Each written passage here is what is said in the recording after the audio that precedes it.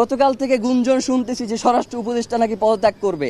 ফাইজলামি করেন মিয়া, বুইরা ভাম কোথার জানো, ফাইজলামি করতে আসেন, মানে সারাক্ষণ খালি ভেটকাইতেছেন। আপনাকে কি পদত্যাগ মানে হচ্ছে আপনি কোনো কিছু পারতেছেন না, আস্তে কইরা চুপচাপ চলে যাবেন, এই জন্য কি আপনার স্বরাষ্ট্র উপদেষ্টা বানানো হয়েছে?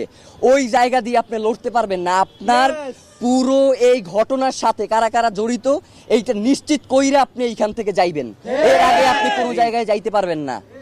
মানে হইলো যাইয়া আপনি যাবেন, কোনো সমস্যা নাই, তার আগে বলবেন যে আপনারা কে বাধা দিছে এই দায়িত্ব পালন করতে, আপনি কার কার জন্য এই দায়িত্ব পালন করতে পারেন নাই, কে এই খুনের তদন্ত করতে আপনারা বাধা দিছে, সব কথা বইলা দিয়া এরপর আপনি যাইতে হইবে, এছাড়া আপনার যাওয়ারও কোনো সুযোগ নাই।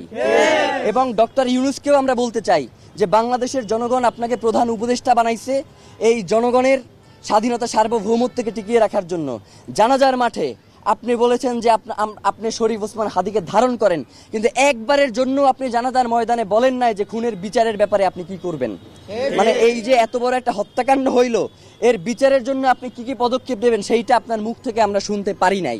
মানে আপনার যে অসহায়ত্ব সেইটা আমরা দেখতে পাইছি, আপনি আসলে কিসের কারণে অসহায় সেইটা আমরা জানতে চাই। আপনাকে কে অসহায় করে তুললো এইটা আমাদের কাছে আপনার জানাইতে হবে।